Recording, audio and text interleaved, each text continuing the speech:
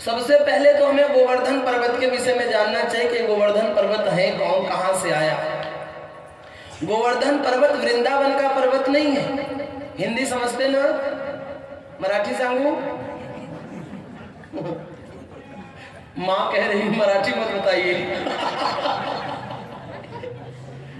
अच्छा एक बात है, आपकी मराठी भाषा भी बड़ी अजीब है। कल एक बाबा हमसे मिले और कहने लगे कि महाराज आप मराठी में बोलते कुछ हो, अर्थ कहीं और चला जाता। आप बोलते कुछ हो, अर्थ कुछ और निकलता। तो हमने कहा क्या?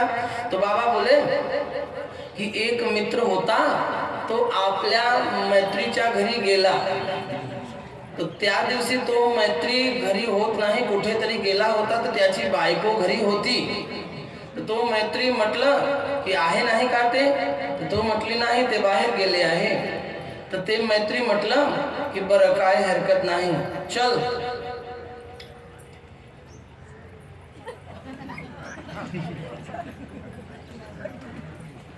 तू माझी बायको आणि मी तुझ्या नवरा, आम्ही मिळून पंढरपूर चालतो दर्शन करायसाठी। तू माझी बायको आणि मी तुझं नवरा, आम्ही दोघं जने मिलून पंढरपुर दर्शन कराना चालतो। तो स्त्री को बहुत गुस्सा आया। उसने तुरंत अपने पति को फोन लगा कि कैसे कैसे तुम्हारे मित्र हैं, इनको बोलने तक का तमीज नहीं है, ये हमको बाई को कह रहे हैं और अपने आप को अपना हमारा नौरा बता रहे हैं। तो मित्र ने कहा कि हाँ खरंच तू सांगितलं ते काय खोटं बोललं। तो स्त्री म्हटली की काय खरं झालं?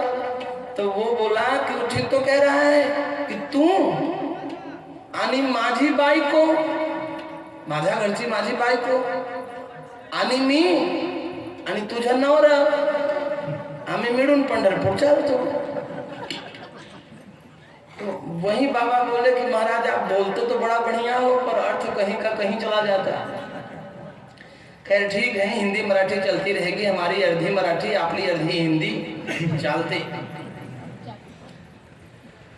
गोवर्धन पर्वत की कथा हम जाने पहले, हम लोगों ने कथा तो बहुत बार सुनी होगी, शायद कभी आपने ये कथा सुना होगा या ना सुना होगा, पर मैं बताने का प्रयास करता हूँ, ध्यान से सुनो। रामावतार में भगवान राम को समुद्र के पार जाना था, तो पुल बनाया जाने लगा। पत्थर का पुल बन रहा था, समुद्र के ऊपर पत्थर तैरते थे और पुल बनता जाता था, पर पत्थर की व्यवस्था नहीं हो पा रही थी। सो राम जी ने हनुमान जी से कहा कि हनुमान तुम चले जाओ उत्तराखंड में, वहां बड़े बड़े पहाड़ हैं, उठा के लाओ। और हनुमान जी उत्तराखंड जाते थे, बड़ा बड़ा पहाड़ उठा कर लाते थे, तो यहाँ पहाड़ तोड़ा जाता था और छोटा छोटा पहाड़ तोड़कर उसको पुल का आकार समुद्र में डाल के दिया जाता था। इसी क्रम में हनुमान जी एक बार चले गए उत्तराखंड, हिमालय पर्वत के पास द्रोणागिरी पर्वत है। द्रोणागिरी पर्वत और गोवर्धन पर्वत दोनों सगे भाई हैं।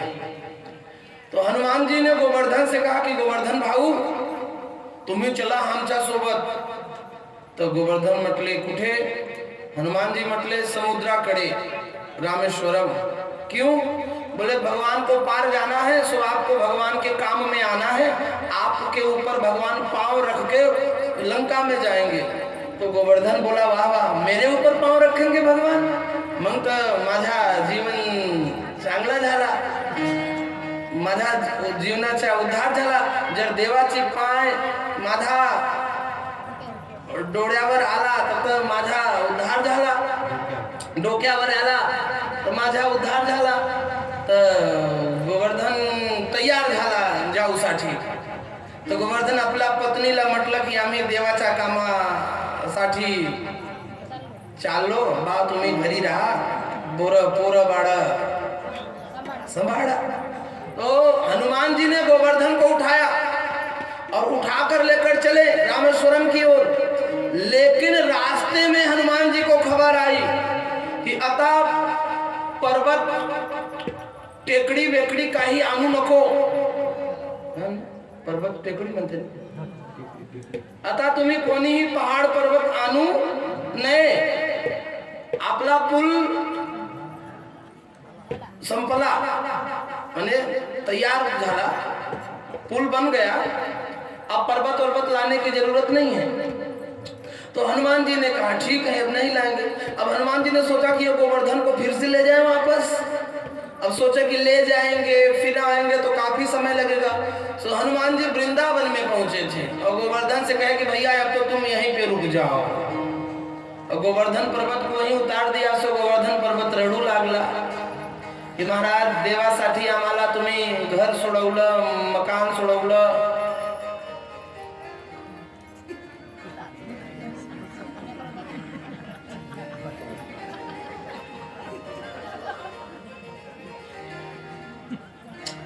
अरे यार, गोवर्धन ने कहा कि महाराज आपने भगवान के काम के लिए मेरा घर छुड़ा दिया, मकान छुड़ा दिया, परिवार छुड़ा दिया, सब छुड़ा दिया, और आज हमें यहाँ जंगल में छोड़ रहे हो, वृंदावन में छोड़ रहे हो।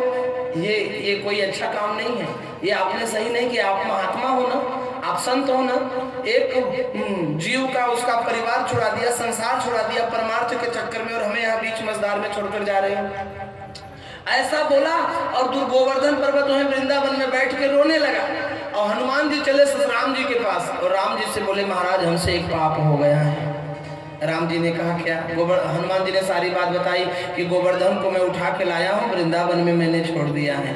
राम जी ने कहा चिंता मत करो, वो इस बार मेरे काम में नहीं आ सका तो क्या हुआ, अगले जन्म में मैं उसे जरूर अपने काम में लूंगा। बस फर्क इतना है कि इस बार आता तो पानी उसके नीचे रहता और वो पानी के ऊपर रहता। यदि इस बार आता तो वो पानी के ऊपर रहता है और पानी उसके नीचे रहता। अगली बार भी वो पानी से ही मेरी मदद करेगा, लेकिन उल्टा होगा, पानी ऊपर होगा और गोवर्धन नीचे होगा। तो भगवान ने गोवर्धन को ऊपर उठाया था और पानी ऊपर से आया था, गोवर्धन नीचे था। और राम जी ने कहा कि तुमने गोवर्धन को कैसे उठाया? तो हनुमान जी बोले हमने तो वैसे 5 उंगली लगाकर उठाया। राम जी ने कहा तुमने 5, अगर मैं 5 उंगली उठाऊं, 5 उंगली से उठाऊंगा तब हमारी बदनामी होगी कि ये कैसे भगवान, भक्त और भगवान एक जैसे। राम जी ने कहा मैं कानी उंगली पर, एक कनिष्ठिका पर उठाऊंगा, और उंगली पर नहीं, उंगली के नाखून के ऊपर धारण करूंगा। नख पर गिरिवर लीनो धार।